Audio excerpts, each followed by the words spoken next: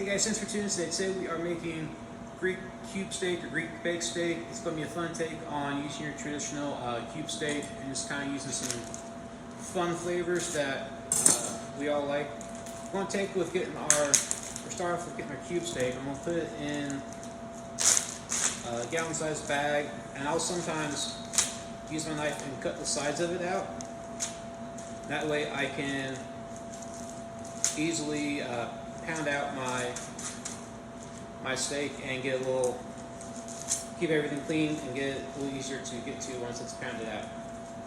So I'm just running along the edges of the bag to open it up. So we have a nice open bag, it's still held together. So I'll take that and put my steak right there. And then I'm going to just flatten this out a little bit.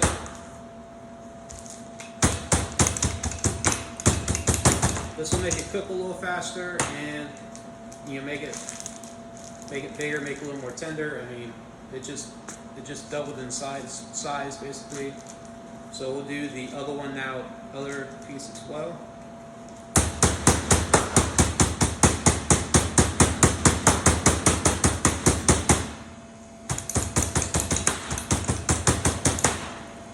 So we got both of these nice and pounded out here, and I got some flour. I went ahead and put a teaspoon of oregano in there, and I got my salt and pepper added. I'm just going to mix that up real quick,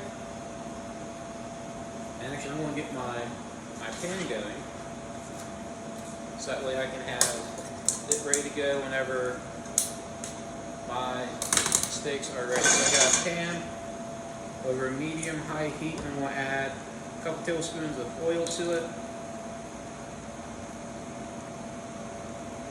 And then we will be ready to fry here in a second, or saute. So I'm going to take my first steak and then just press it into the flour. This is going to make it stick. This way you can get a nice little breading on your steak. Will give it some nice flavor, some nice texture.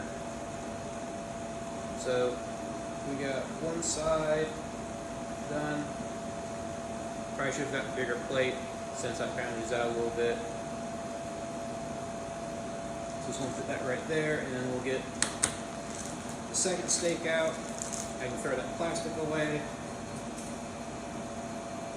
Get my second steak ready. And once my oil is hot, we can add our steak to the pan. So let's get here ready. Put it out of the way. I think it's going to need just another second to get warm, and then we'll be ready to go.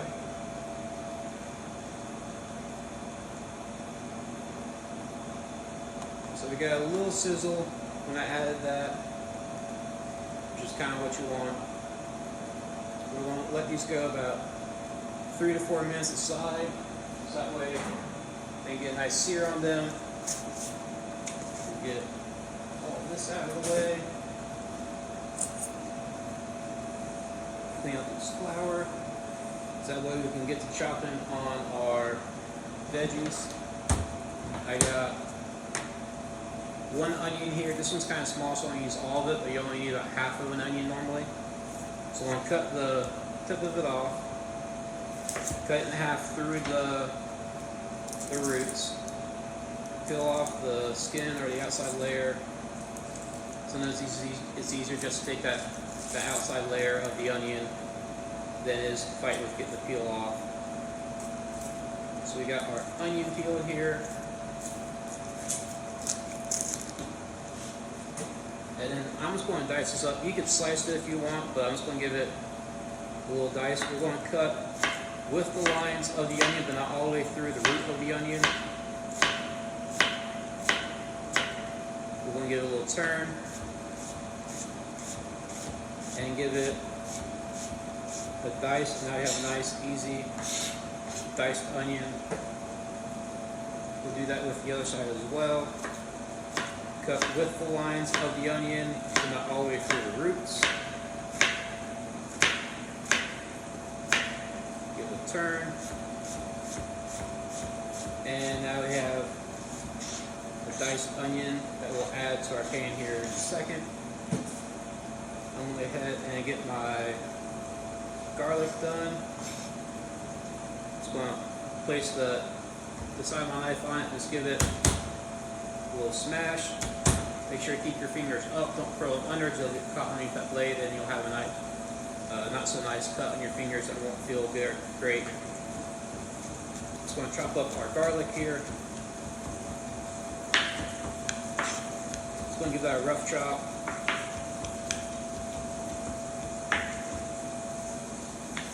And we will push that up to one corner of our cutting board. I should have grabbed a bigger cutting board, but we'll just kind of section everything off a little bit. I got some Kalamata olives here. These are Greek olives. They're real briny. We're just going to give them a little slice. And then we can kind of push this up with the garlic because they'll kind of do it at the same time. Get our olives all chopped up. They're going to have some nice saltiness. You'll notice in the recipe, other than the salt on the meat itself, there's not any added salt because the olives will add some saltiness, and sometimes the artichoke parts will add some saltiness too, depending on what they're in. So I'm leaving a little extra salt out, so that way we can just kind of sprinkle a little bit on top at the end if we think it needs a little more. Just between the olives, the artichoke parts, and the feta cheese, that's a lot of saltiness being added to the recipe. I'm just going to take my artichokes. I'm just going to kind of cut those into some slices, and then they'll be ready to go as well. I think my steak might be just about ready for a flip. You can kind of see it's starting to get a little browning on there. We'll leave it down and let it get just a little more brown on it, so that way you got some nice color and some nice texture.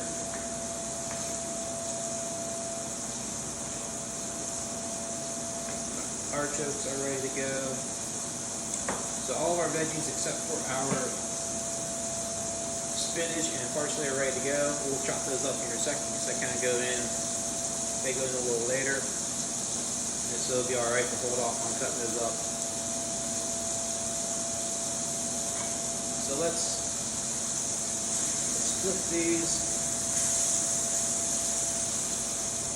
and they'll be sitting here for another 3 to 4 minutes because we don't need to cook these all the way through right now. We're going to cook them back in the sauce here in a little bit, so that way you can kind of braise in the tomato sauce. It's going to have the capers, or not the capers, the olives, the garlic, some oregano, the onions. Just kind of have all these nice flavors that's going to cook in to give the steak more flavor as well. So now it's just waiting. We got everything else ready. We got some orzo pasta here. The fun thing about orzo is it's a little tiny pasta. A lot of people think it's rice just by the size of it, but it's a fun little guy that looks like a rice grain.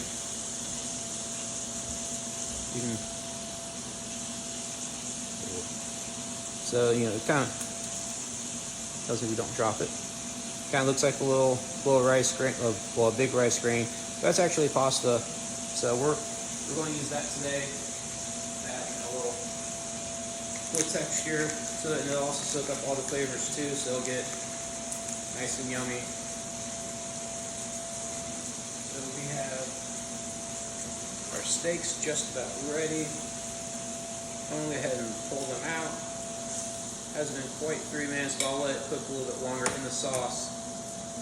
We're going to add our onions now straight to that same pan, so that way we can kind of keep building all our flavors on in one pan.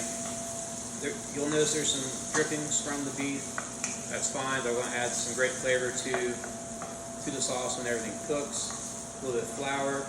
It's probably stuck to the bottom of your pan, or a little extra in the pan. It's alright, that's going to add a little bit of flavor. They'll brown up and kind of create a very, very small roux, and lightly help thicken up the sauce. So it just helps building flavor, building textures. So we'll let our onions go for 3 to 4 minutes, that way they get nice and brown, kind of translucent-y. Then we'll add some rest of the stuff. And since we kind of got everything cut up, we're going to fast forward to the point where they're ready to go, so I'll be back in just a second. Alright, so our onions are good, they're nice and sauteed. We're going to go ahead and add our artichokes, our olives, our garlic. I'm going to give those a stir to kind of get them mixed up, and give the garlic just a second to kind of cook real quick. Then we're going to go ahead and add our can of diced tomatoes, our 2 teaspoons of oregano, and I'm going to go ahead and add a 1/4 cup of chicken stock. This will kind of help make it a little saucier, and that will give our meat and our pasta a little bit of liquid to cook in as well. So we're going to just bring this back up to a simmer. We're going to stir in our orzo pasta. Then we're going to stir in or add in our steak, and then just let this kind of braise and cook for about 10 minutes. So you let this come back up to a simmer, and then we'll add our steaks. While we're doing that, we can go ahead and chop up our parsley. We need about 2 tablespoons of parsley. Call that about 2 tablespoons-ish. Then we'll add that closer to the end of the cooking, so that way we get some nice fresh flavors in there. Then we'll add our spinach at the same time. So we get that ready. I'm just going to need about 2 cups of spinach. I think this has a little bit of baby kale mixed into it, but that's alright. Got a little manager specials. I'm just going to take this. Just going to give it a rough chop. We don't need to, fine dice it or do anything. Just kind of run our knife through it once, maybe twice. Call it a day. We'll have some bigger pieces, we'll have some smaller pieces. That's alright. That's kind of the fun of cooking. Sometimes the little bit of size difference will determine the texture and the cook on something. So we'll leave all of our spinach and our parsley there. Our sauce is starting to bubble away. That's a good thing. We're going to take our orzo pasta, add that in there, give it a big stir to mix it all up.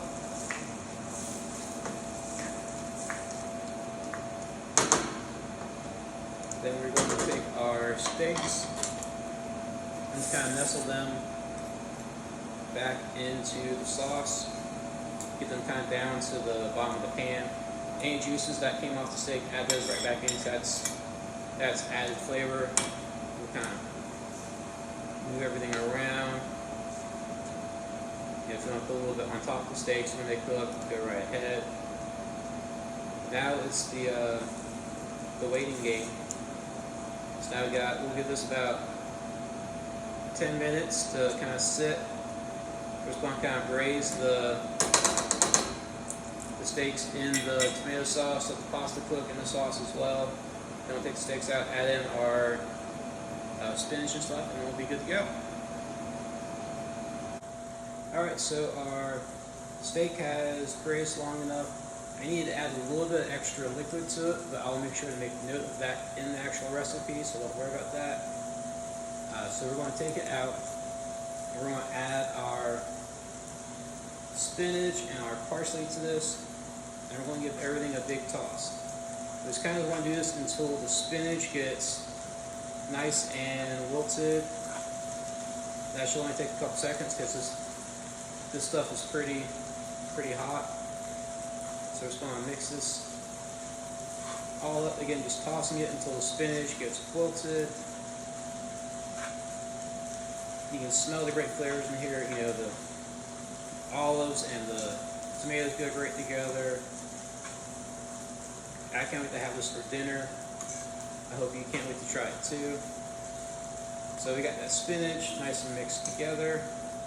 So I'm going to go ahead and turn that off. I'm going to take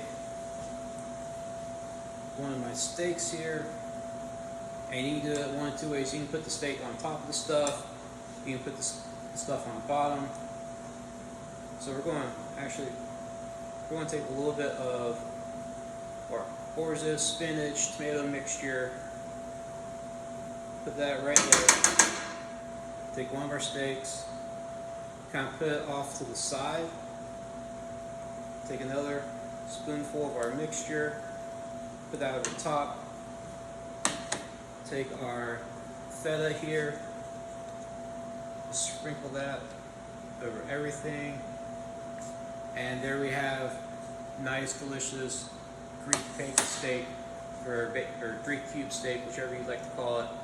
Thank you guys for tuning in, and we'll see you next time.